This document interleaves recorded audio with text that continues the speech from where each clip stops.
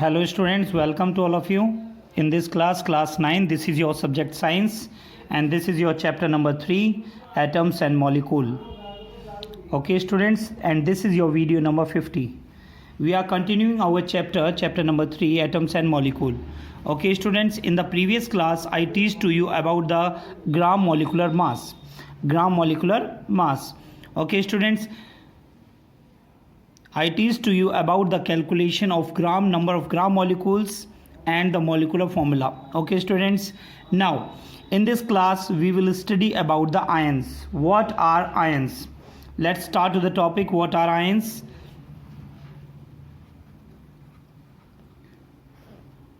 Ions, तो बच्चों ion किसे कहते हैं, आयन के बारे में हम इस क्लास में हम सीखेंगे. आयन क्या है, आयन से किस तरह से कंपाउंड्स आपके बनते हैं उसके बारे में हम इसमें बताएंगे.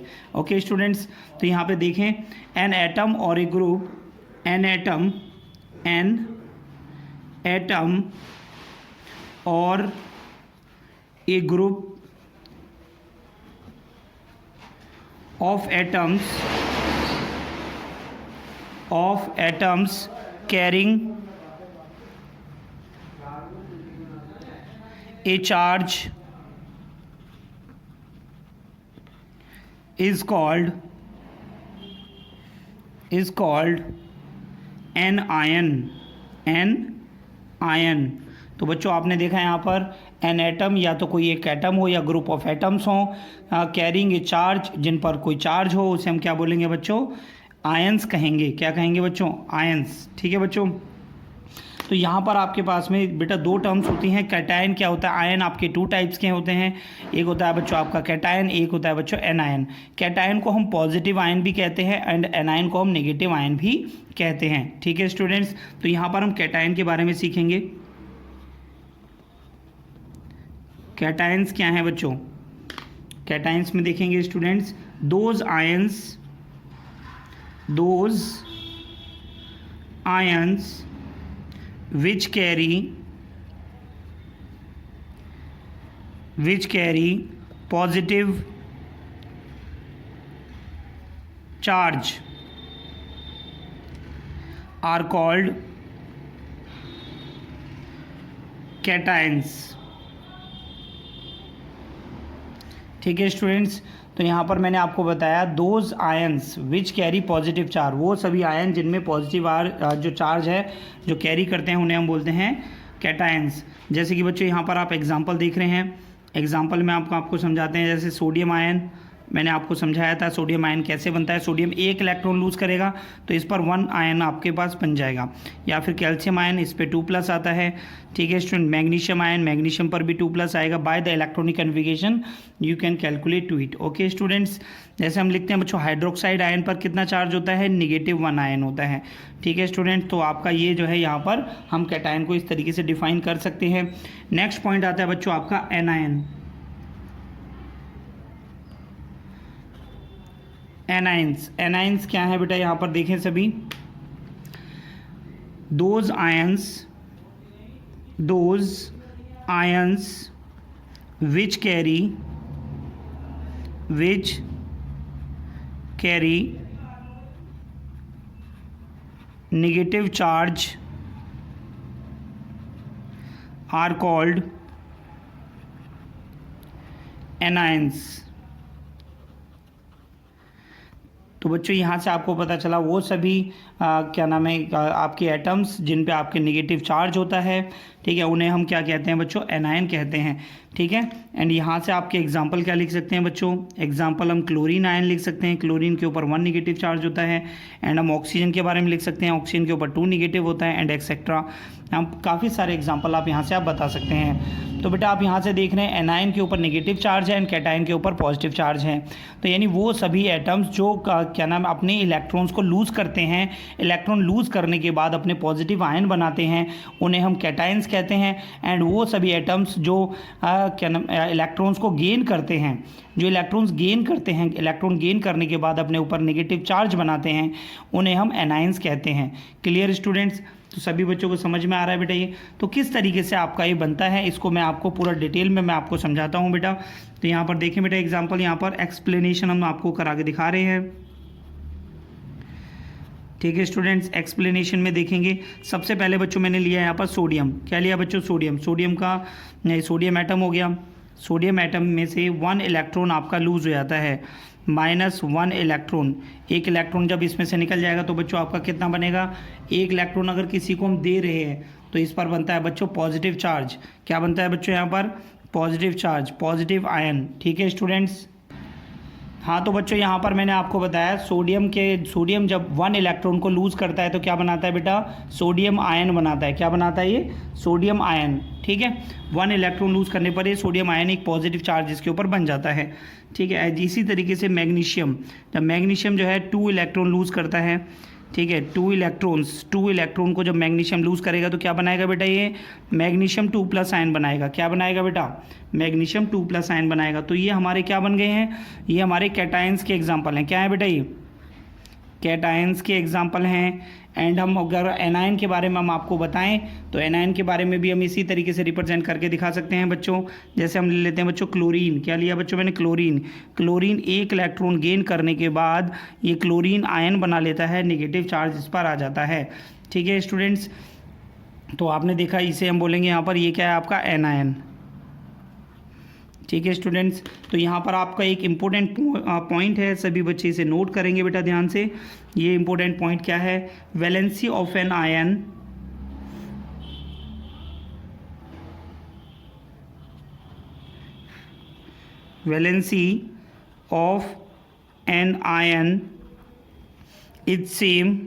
is same as the charge carried by that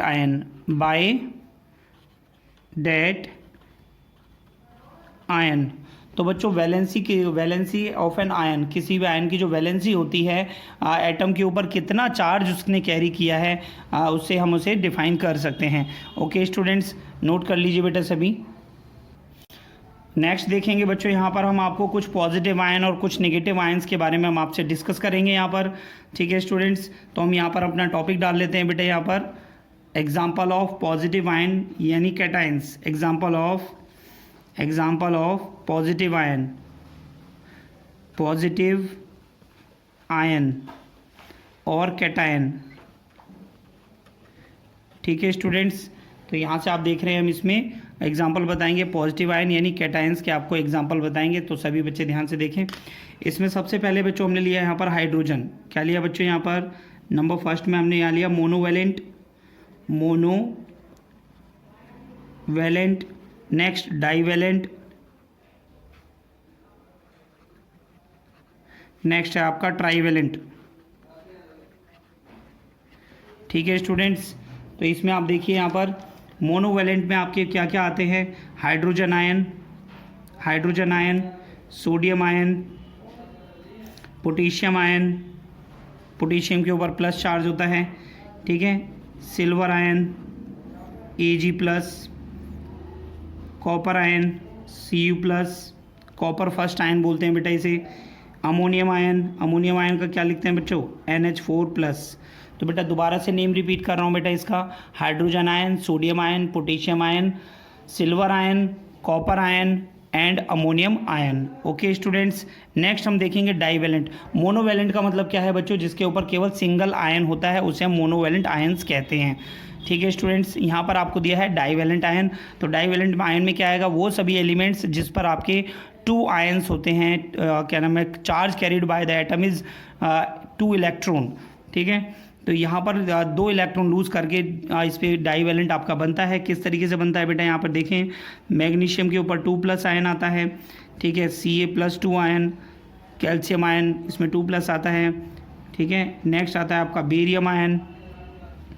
ठीक है स्टूडेंट्स, नेक्स्ट आपका जिंक आयन 2+, नेक्स्ट आपका Cu2+, copper ion, copper second ion बोलते हैं बच्चों इसे, एंड आयरन, सेकंड आयरन के लिए भी हम इसे लिखते हैं, सेकंड के लिए भी होता है और थर्ड के लिए भी होता है। ठीक है स्टूडेंट्स, अब हम देखेंगे बच्चों यहाँ पर हम कुछ ट्राईवैलेंट के बारे में, ट्राईवैलेंट कैटायंस के बारे में। ट्राईवैलेंट कैटायन क्या क्या हो सकते हैं बच्चों? यहाँ से Al3+, ठीक है, यानी एल्यूमिनियम आयन आपके ट्राईवैलेंट में आते हैं। क्रोमियम आयन Cr3+, ठीक है, ये 3 इलेक्ट्रॉन डोनेट करते हैं। आयरन थर्ड आयन, ठीक है, 3+, ठीक है, जो ये आपका आयरन थर्ड आयन भी होता है, इसमें 3 इलेक्ट्रॉन लूज होते हैं।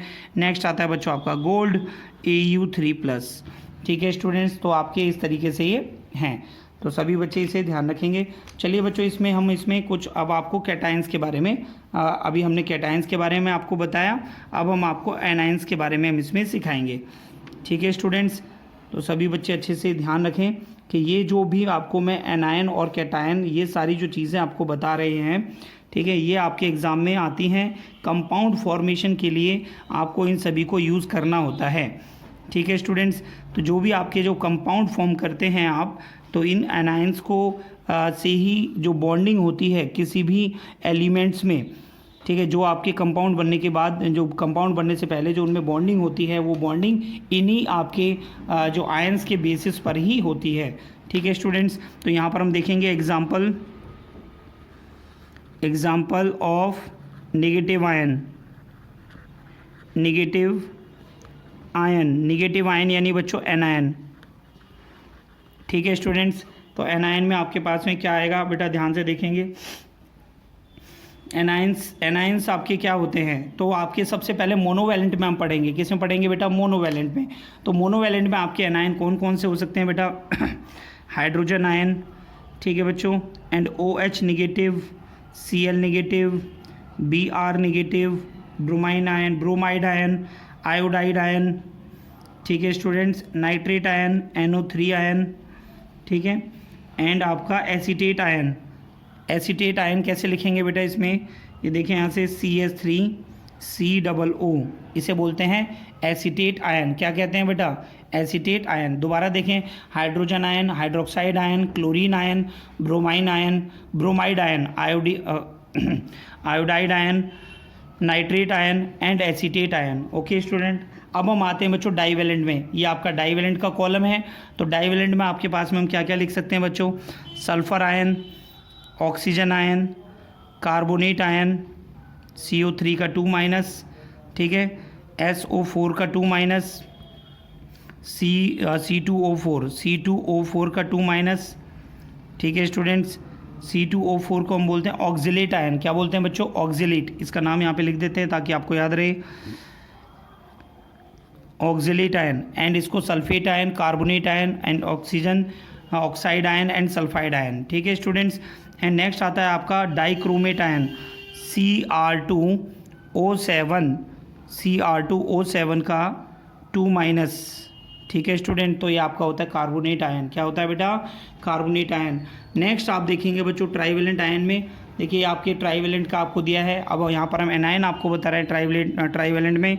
तो आपका आता है nitride ion, N3- and phosphide ion, P3-, ठीक है, and borate ion, BO3 and phosphate ion, PO4 3-, ठीक है स्टूडेंट्स। तो ये आपके कुछ मैंने आपको नेगेटिव आयन, ये मोनोवैलेंट, डाइवेलेंट एंड ट्राइवेलेंट, मैंने आपको एनायन एंड कैटायंस के बारे में बच्चों मैंने आपको बताया।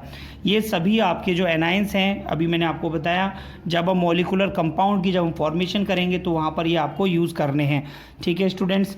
चलिए अब हम आगे बढ़ेंगे। सभी बच्चे पहले इसे नोट कर लीजिए बेटा।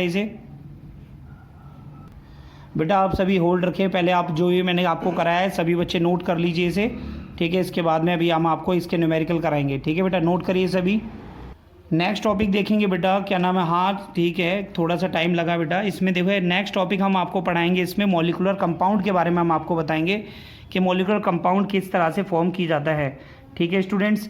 चलिए स्टार्ट करते हैं मॉलिकुलर फार्मूला, ठीक है। Molecular formula of A compound, molecular formula of A compound, ठीक है स्टूडेंट्स। तो हम यहाँ पर सीखेंगे मॉलिकुलर ऑफ ए क्या नाम है, किस तरीके से हम इसकी राइटिंग करते हैं, किस तरह से हम इसे लिखते हैं, ठीक है। तो molecular formula of A compound को हम लिखेंगे। सबसे पहले बच्चों मैं आपको बता रहा हूँ यहाँ पर hydrogen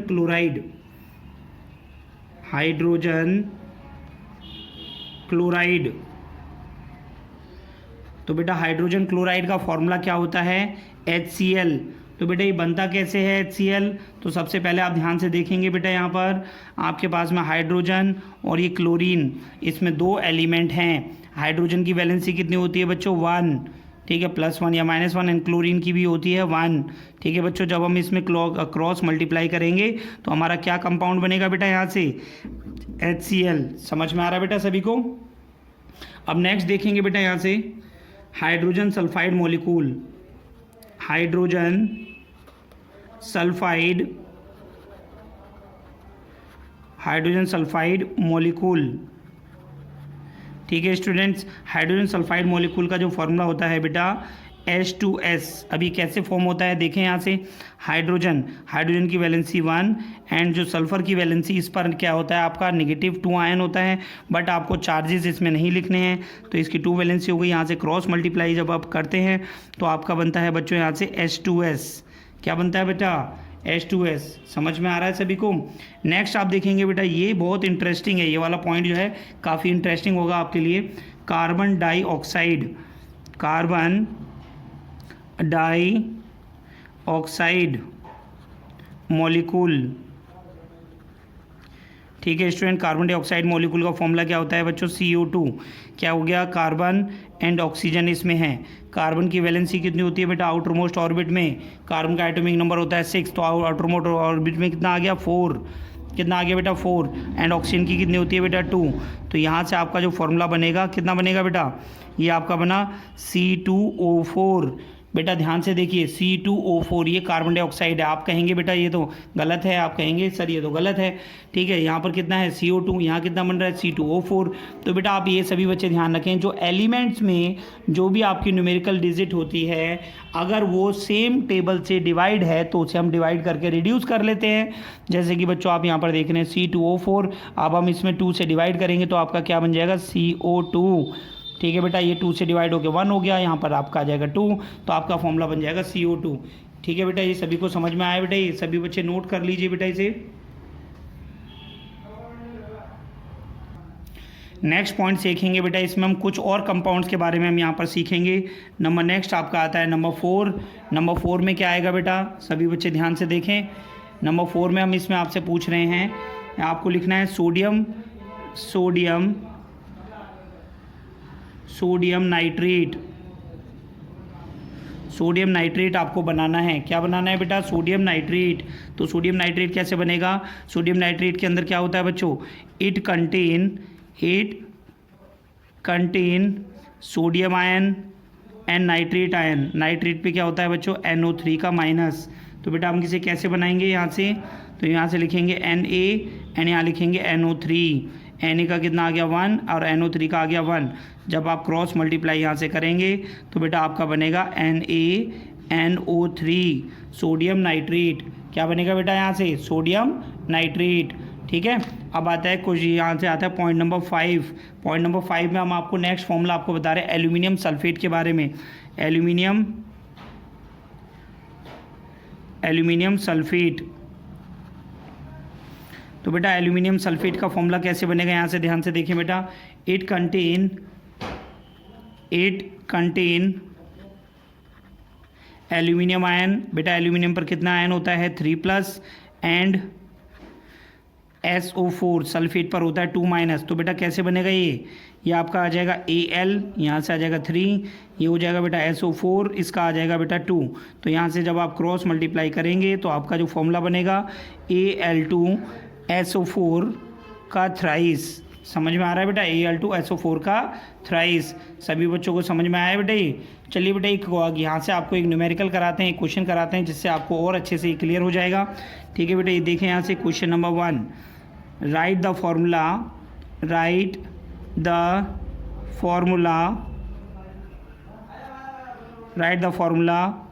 number first ammonium carbonate,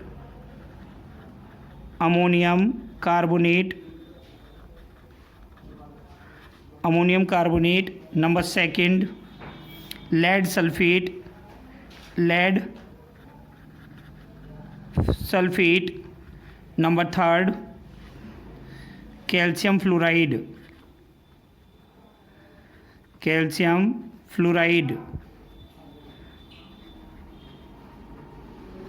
ठीक है स्टूडेंट्स, तो आप यहाँ से देखें कैल्शियम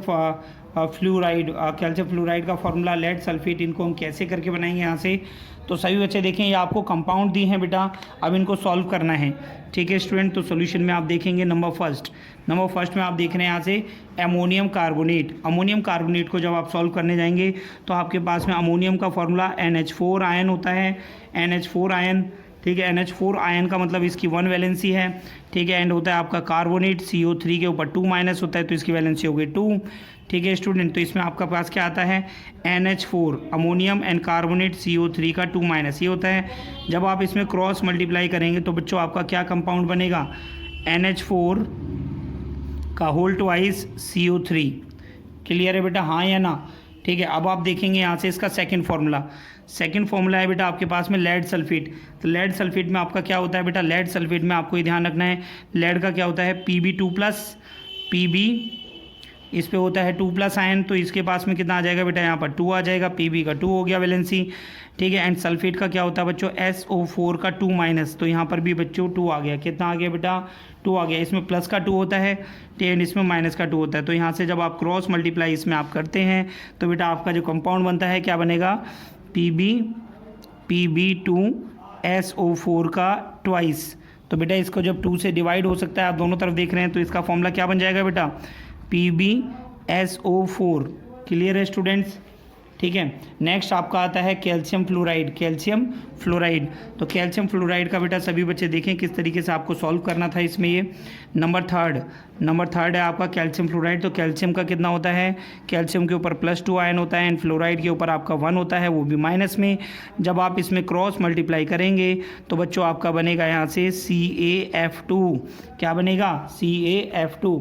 तो इस तरीके से आप यहाँ पर फॉर्मूले इसके बना सकते हैं। ठीक है, सभी बच्चों को समझ में आ रहा है बेटा, ये ध्यान रखना है, एग्जाम में यहाँ से आपसे पूछा जाएगा और इस तरीके से आपको ये सॉल्व करने हैं। ओके स्टूडेंट्स, नोट कर लीजिए बेटा सभी से।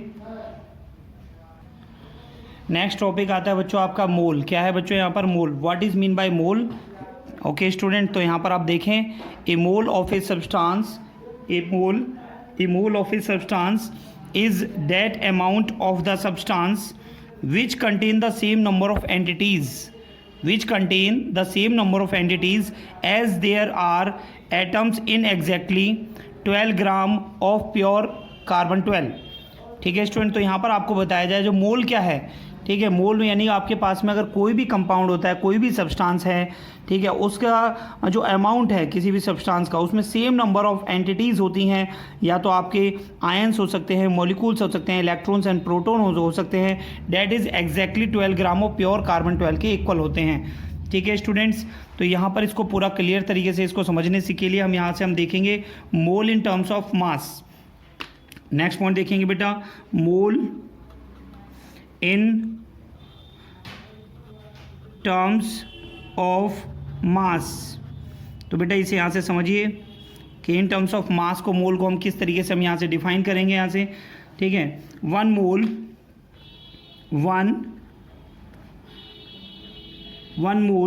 Of a substance is the quantity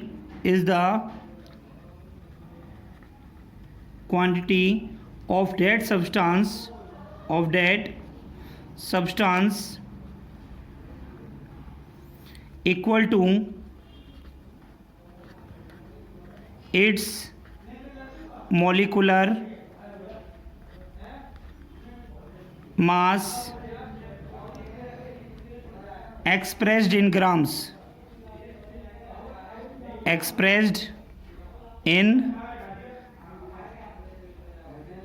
grams, okay students. ठीक है, यहाँ पर हम बता रहे हैं आपको 1 mole of a substance is the quantity of that substance equal to molecular mass. उसका जितना मॉलिकुलर मास होगा उसको हम ग्राम में रिप्रेजेंट करेंगे, तो यहाँ पर आपका बन जाएगा mole in terms of mass. Okay students, तो आप यहाँ से देख रहे हैं, इसे अगर हम यहाँ पर एग्जांपल देकर अगर आपको समझाएं तो यहाँ से आप देख रहे हैं 1 mole of hydrogen atom 1 mole of hydrogen atom is equal to कितना हो गया बेटा 1 ग्राम। ठीक है, एंड एटॉमिक मास ऑफ कितना हो जाएगा इसका, यानी इसे हम बताएंगे एटॉमिक मास ऑफ हाइड्रोजन, तो कितना हो जाएगा बेटा ये 1U, कितना हो जाएगा 1U, ठीक है बेटा। अब यहाँ से देखें 1 मोल ऑफ हाइड्रोजन मॉलिक्यूल, अगर आपसे बोला जाए 1 mole of hydrogen molecule, 1 mole of hydrogen molecule, 1 mole of hydrogen molecule में आपका कितना हो जाएगा, हाइड्रोजन मॉलिक्यूल क्या होता है बेटा H2 बनेगा, ठीक है। तो इसमें आ जाएगा आपका 2 ग्राम, तो यहाँ से एटॉमिक मास ऑफ H2 तो कितना बेटा हो जाएगा ये 2U, कितना हो जाएगा 2U। अगर आपसे पूछा जाए यहाँ से 1 mole of oxygen molecule, 1 mole of oxygen molecule, oxygen molecule क्या होता है बेटा O2, ठीक है। तो O2 में आपका कितना हो जाएगा, O का मास कितना होता है 32, ठीक है। 16 होता है मल्टीप्लाई बाय 2, तो 16 मल्टीप्लाई बाय 2 कितना हो जाएगा 32, तो बेटा यहाँ से आ जाएगा आपका 32 ग्राम। तो atomic mass of oxygen molecule O2 आपका हो जाएगा यहाँ से 32U, ठीक है स्टूडेंट। तो इस तरीके से हम इसे डिफाइन कर सकते हैं, ठीक है स्टूडेंट। तो सभी बच्चे इसे नोट कर लेंगे बेटा अच्छे से इसे, ठीक है। जैसे कि मैंने आपको इसमें बताया, ठीक है बेटा, ये सारे पॉइंट्स आपको अच्छे से नोट कर लेने हैं, ठीक है बेटा। एनसीईआरटी की बुक से पढ़ते रहिए और इन्हें नोट करते रहिए, ठीक है बेटा। ये मैंने आपको इसमें बताया मोल क्या है, मोल क्या होता है, mole of a substance is that amount of a substance which contain the same number of entities as there are the atoms in exactly 12 gram of pure carbon 12 के इक्वल होते हैं, ठीक है student. Mole in terms of mass मैंने आपको बताया बेटा कि हाइड्रोजन एटम का अगर आप इन टर्म्स ऑफ मास अगर आप बता रहे हैं मोल को, तो जितना इसका एटॉमिक मास होता है, ठीक है बेटा, जितना इसका एटॉमिक मास होता है उसमें बस आपको ग्राम में कन्वर्ट कर देना है। ग्राम में कन्वर्ट कर दिया आपने 1 ग्राम, तो ये जिस तरीके से आपने ग्राम एटॉमिक मास आपने निकाला था, ग्राम एटॉमिक मास आपने निकाला था बेटा, ग्राम मॉलिक्यूलर मास के बारे में मैंने आपको बताया था।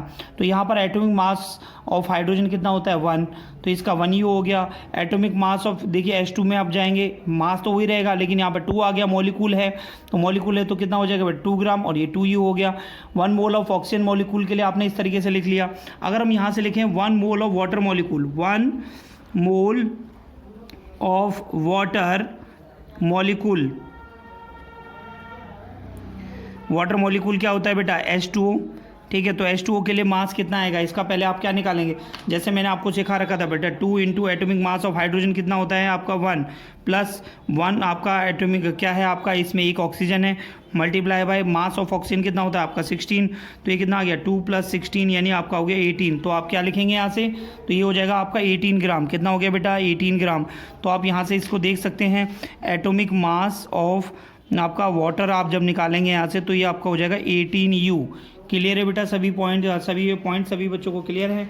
तो बच्चों नेक्स्ट क्लास में मैं आपको इसमें पढ़ाऊंगा, यहाँ से नेक्स्ट क्लास में आपको पढ़ाया जाएगा मोलर मास के बारे में, मोलर मास क्या है, मोलर वॉल्यूम क्या है, ठीक है। कुछ इसके न्यूमेरिकल्स आपको मैं कराऊंगा बेटा नेक्स्ट क्लास में आपको।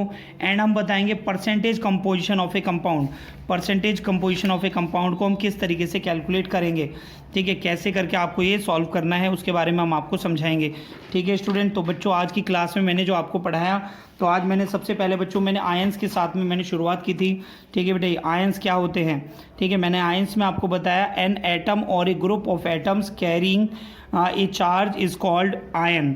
तो यानी एक कोई भी एटम या ग्रुप ऑफ एटम्स, ठीक है बेटे, एक एटम्स और group of atoms carrying a charge is called ion. Cation क्या होते हैं, वो सभी हमारे एटम्स जो इलेक्ट्रॉन्स को लूज़ करके अपने ऊपर पॉजिटिव चार्ज बना लेते हैं, ठीक है, इलेक्ट्रोपॉजिटिव एटम हो जाते हैं, उन्हें हम बोलते हैं आपका क्या होते हैं, कैटायंस होते हैं। एंड वो ions, those ion which carry negative charge are called negative ion. यानी कोई भी एटम जिसमें ये पॉसिबिलिटी होती है कि वो इलेक्ट्रॉन्स को गेन कर सकता है, क्या कर सकता है बच्चों, इलेक्ट्रॉन्स को गेन कर सकता है, तो उस टाइम पर जो है वो क्या बनाएगा बच्चों, आपका एनायन बनाएगा, ठीक है बच्चों। मैंने यहाँ पर कुछ एग्जांपल भी आपको मैंने दिखाया, जैसे यहाँ पर आप देख रहे हैं सोडियम 1 इलेक्ट्रॉन लूज़ करके, बेटा जो लूज़ करेगा उस पर पॉजिटिव आयन आता है और जो गेन करता है उस पर निगेटिव आयन आता है, ये सभी बच्चे ध्यान रखेंगे, ठीक है। तो यहाँ पर पॉजिटिव आयन फॉर्मेशन हो रहा है, तो सोडियम आयन मैग्नीशियम 2 आयन्स को लूज़ करके मैग्नीशियम 2+ आयन बनाता है।